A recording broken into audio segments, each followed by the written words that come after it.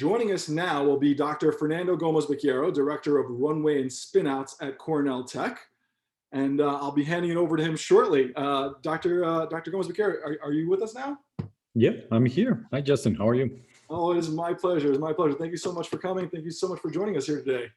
You sound great. You look great. The screen share capability is all yours. Please take it away. All right. Thank you, everybody. Yeah, we're all set to go. So good afternoon, everybody. Or good morning or good night, wherever you are in the world, because that's how we're rolling right now. Everybody's online, which is great. So my name is Fernando. I'm the Director of Runway and Spinouts at Cornell Tech and at the Jacobs Institute, which is our formal collaboration with the Technion. So today I wanted to share a little bit of what we're doing at Cornell Tech and with a partnership with the Technion, which is the Jacobs Institute. Tell you a little about our startups. What are they doing? What is our view on this whole field of digital and health technologies, where we see it going, and hopefully get you excited as we are, as we are about our companies, about where we see this innovators really bring this amazing field of digital technologies. So, obviously, COVID times, we can't travel, but at least virtually. Now you can get to see the campus and where we are. When this whole thing ends, I would like to extend a very, very big invitation to all of you to come to our campus, to come and see Cornell Tech. For those of you that don't know where we are, we're located in Roosevelt Island, so that little sliver island in between Manhattan and Queens.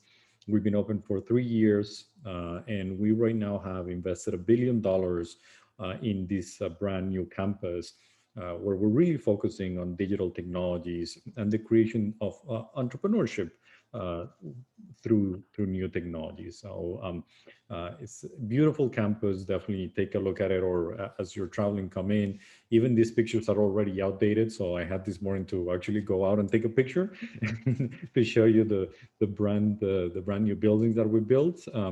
We're about to open 2 more buildings. So right now we're at five buildings, which is our big first phase of development. And we hope to have another 5 to go in the next decade or so. So it's still a place that is developing. Like in $1 billion in investment, we might have another couple of billion coming in investment on this site in a few years. So what are we doing here, and what is Cornell Tech, and what's the Jacobs Institute, and why what we're doing is different? The best way of looking at us at Cornell Tech is as an economic development project. And the way that we do economic development is through the creation of entrepreneurship. Why? Because we can't hire everybody under the sun, even though we would like to. So our way of creating economic growth, which is job creation, good, very high wages, and more employment, is through the creation of new ventures that become these big job creators.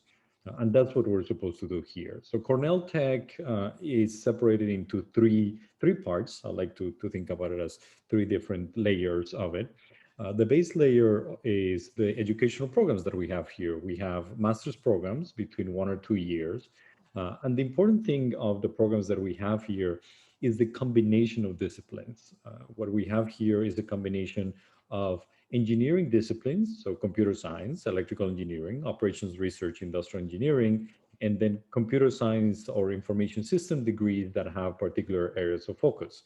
One is on media, one is on urban, and of course, very, very much related to the topic today, it's health technologies. In addition to the engineering side, we also have our tech MBA. So the business side of things, it's an MBA that we really put a twist to it in really trying to understand the landscape of entrepreneurship nowadays. And it's now a really, really popular MBA, really focused on the creation of startups and entrepreneurship. And our LLM program, Masters in Law as well. So we have 8 programs between 1 and 2 years. And those 8 programs, the reason for them to exist really is for the combination of skills. So if you think about it, you have engineering skills, you have law skills, you have MBA skills. We also import or have some collaborations with Parsons and some other universities, so for some design skills. And what that really allows us is to have a population where we can put together in teams through a program that we call Studio.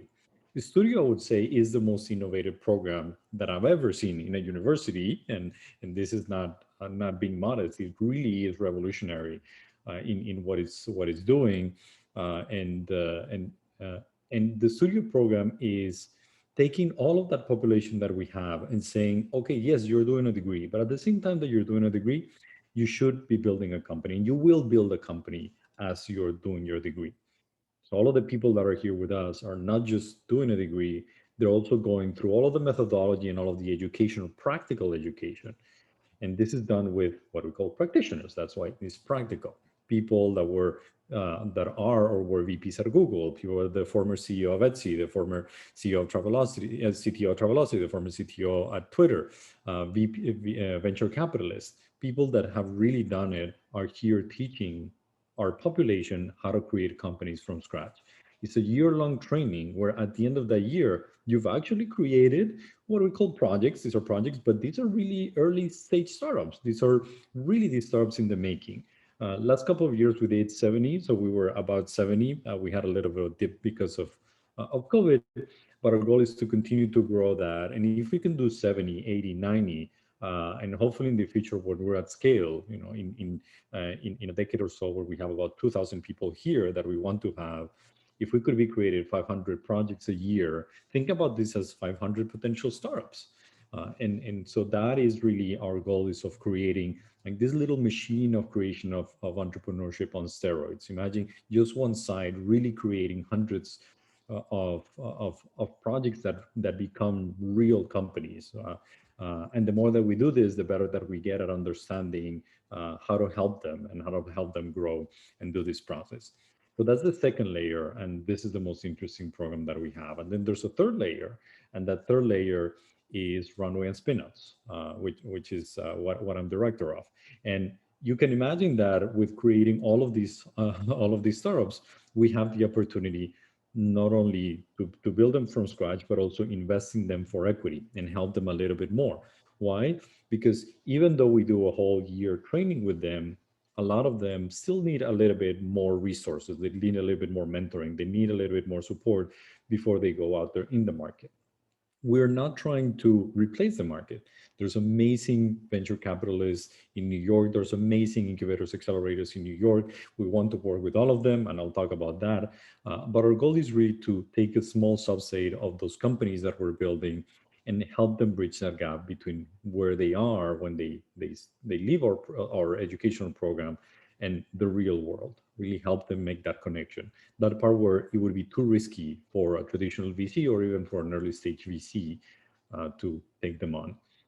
And in doing so, we are investing about $2 million every year. We're investing in about 10 companies. Sometimes it's a little bit more, sometimes it's a little bit less.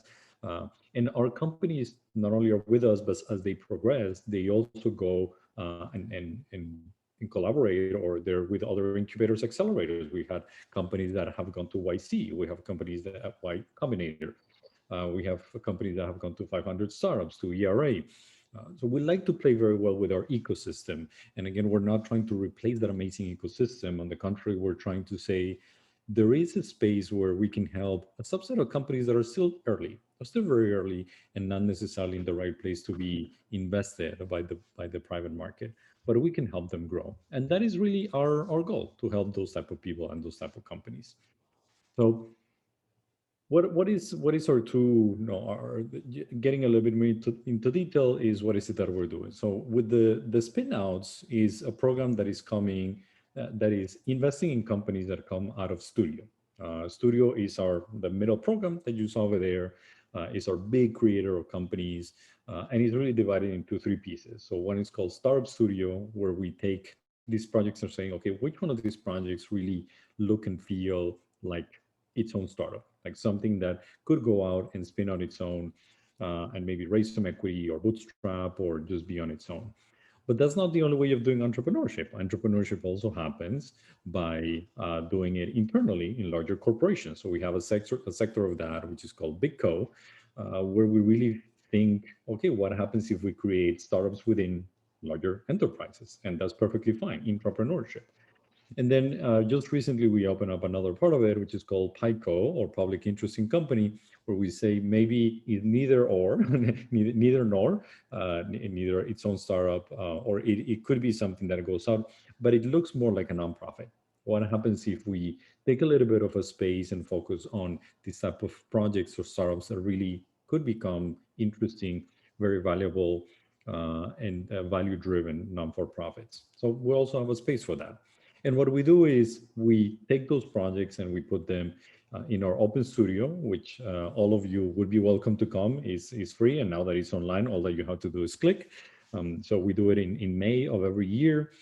And during Open Studio, we do something called the Startup Awards. We take 10 of these project early stage companies, we put them to pitch, and we have a group of about 15 investors and people that work with us that select 5 of those.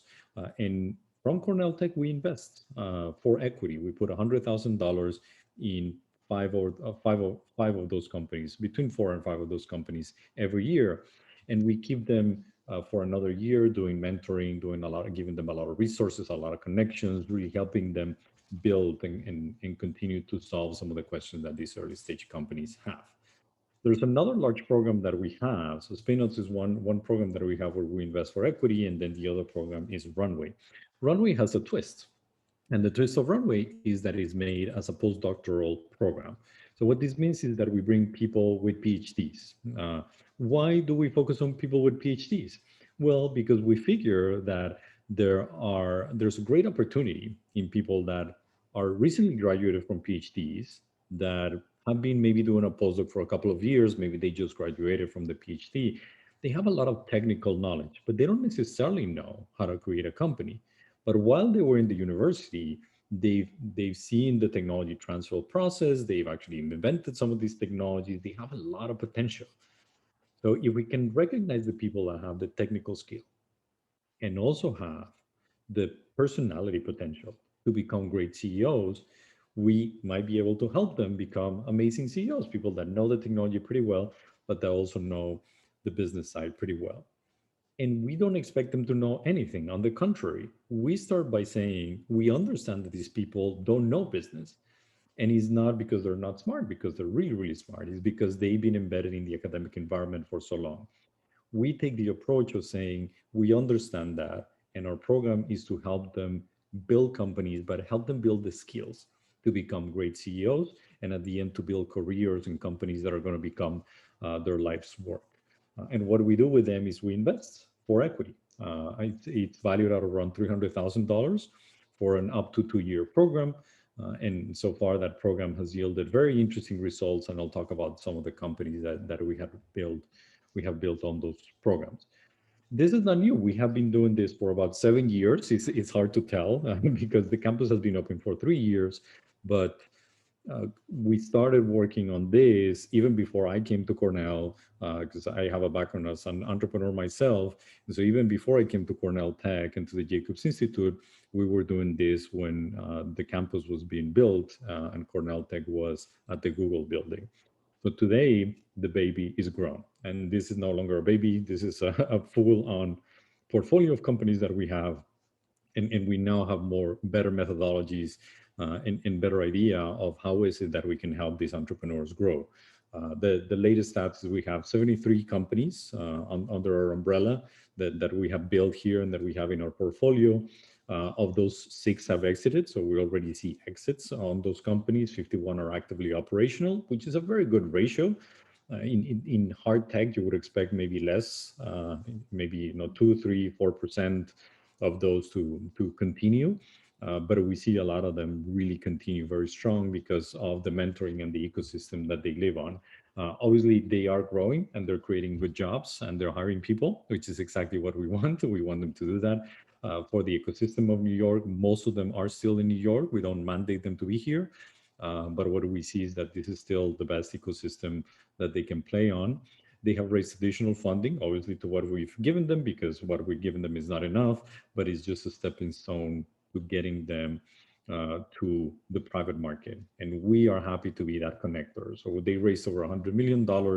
And if we take a look at the valuation of this portfolio now is over $250 million in valuation, which makes us really happy to know that we were able to create economic growth and value for these entrepreneurs, for all of them, even the ones that didn't actually end up continuing with the company. We did create a much better learning for them. And we do track some of those entrepreneurs, and they are doing wonderfully in great positions in other industries. And that's exactly what we want to see. So, what's interesting about New York right now, and what's interesting in health technologies? Are we seeing New York at this point in time? So, very exciting.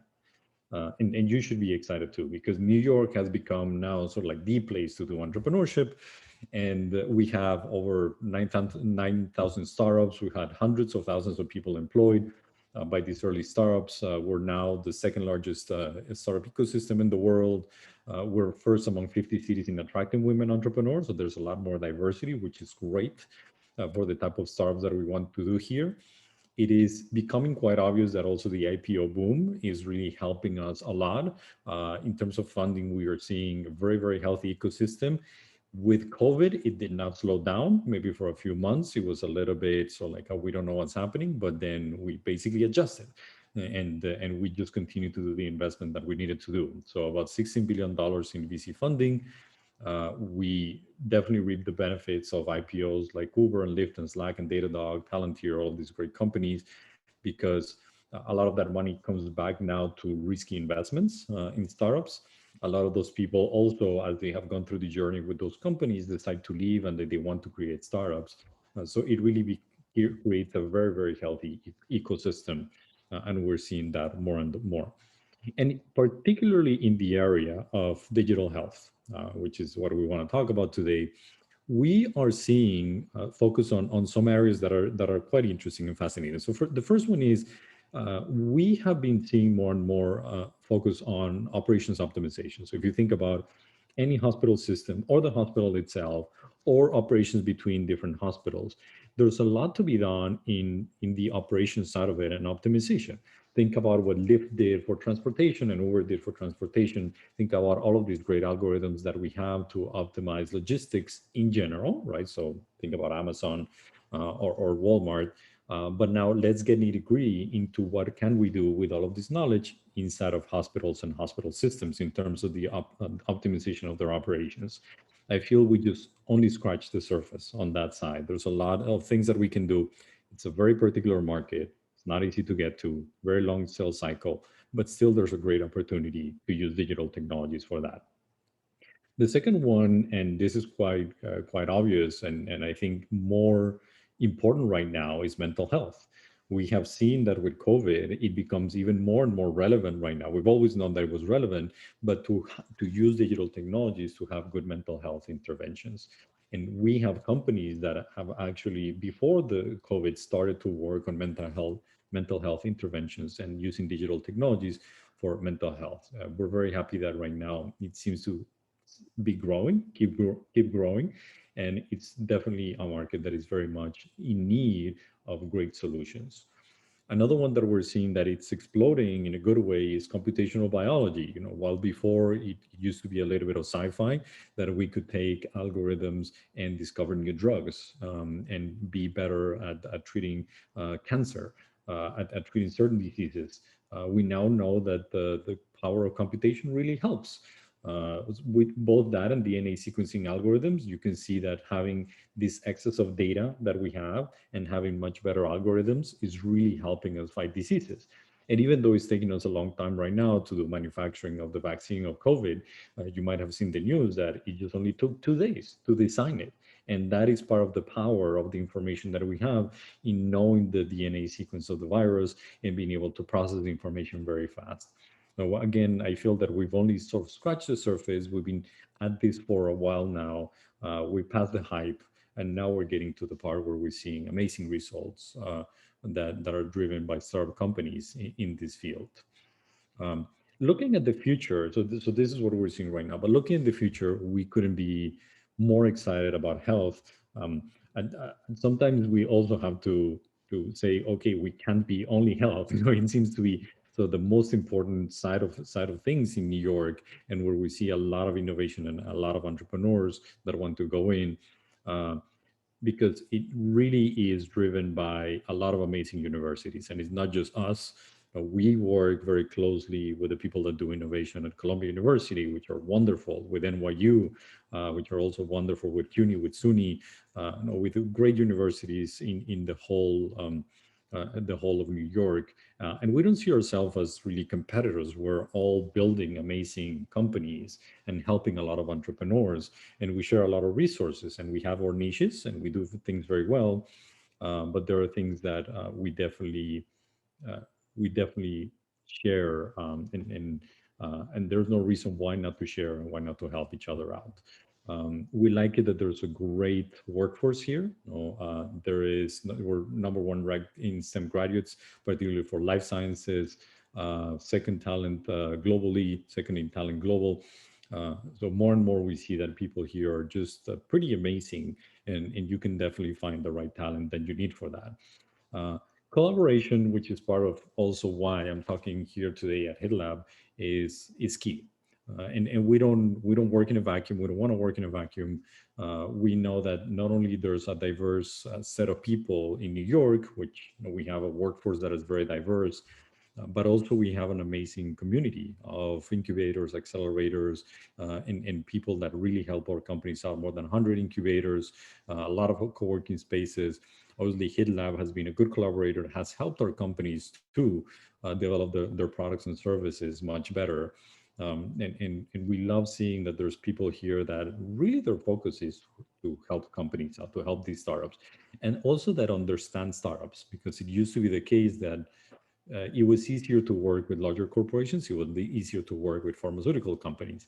It was easier to work with a company that had already raised $50 million. But at this point in time, we're seeing that we can work with companies that maybe are just raising their seed series. Maybe they're just Series A. So wherever they are in their journey, there are more and more resources where we can help them. And we think that New York is pretty unique, and we should still work on that uniqueness. We like it that we feel that people are here less about just doing pure disruption, and more about being able to to really focus on business productivity, to really say, you know what, how can I help this business? How can I make it more productive? How can I help it do what it's supposed to be doing? So we like that. We like that there's that focus. We also love that there's a lot of upcoming infrastructure. I'm pretty psyched about a lot of the projects that are happening in New York, in Long Island City, but there's going to be a great space there. The stuff that is happening in Harlem, the stuff that is happening in Manhattan. So every time that I turn around, it seems that there's another project in life sciences. It's still a topic where we're going to build a lot, not just in the wet lab space, but also on the digital side of things. And I'm seeing more and more projects related to using 5G to actually do a lot of interesting things with mobile devices, using supercomputing also for doing better computational biology. So there's great interesting things here. And the other thing that we're excited about is just the culture. The culture of innovation is really interesting. We're about build fast, learn fast, kill fast, and really being able to try things out very fast. And particularly in digital technologies, you can definitely do that.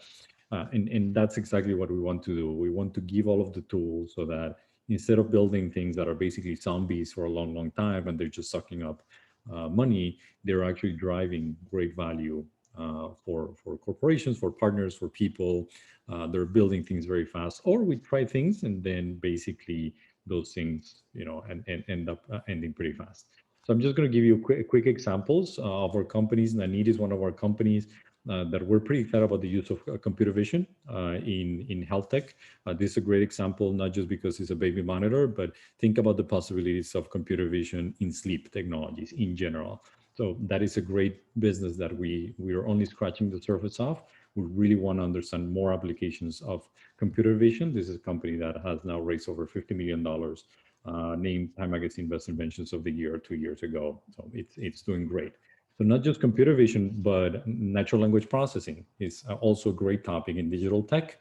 We're seeing our company, Hyro, applying this to hospitals and being that conversational partner of hospitals, which is awesome. They've also raised money. So this just builds upon the strength of this company, both operations in the US and Israel.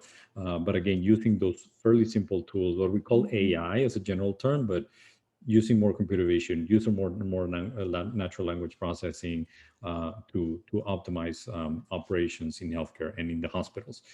We also see more stuff happening again in DNA sequencing and uses of DNA sequencing. One of our companies, Biosha, has sequenced literally from the subway of New York all the way up to the space station. And it's amazing the database that they have on pathogens. Again, it's just a wide gamut of information, such a strong database. And what can you do with that database? Not only help hospitals reduce hospital-acquired infections, but also track pathogens such as COVID. They now came out with their own COVID test, which is a pretty fast test as well, pretty accurate. And they did this, it's just a startup. This was unthinkable before that you could do something like that as a startup. But it's been a great enterprise, and we haven't seen yet the whole power of DNA sequencing. If we think about optimization, as I said, how do you optimize things within the hospital? One of our companies, Enroute, actually didn't even start here. It started in Israel.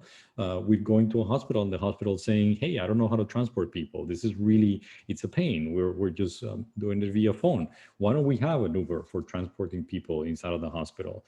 And they, in less than a year, they've actually grown to have a great list of potential customers. They're building their product.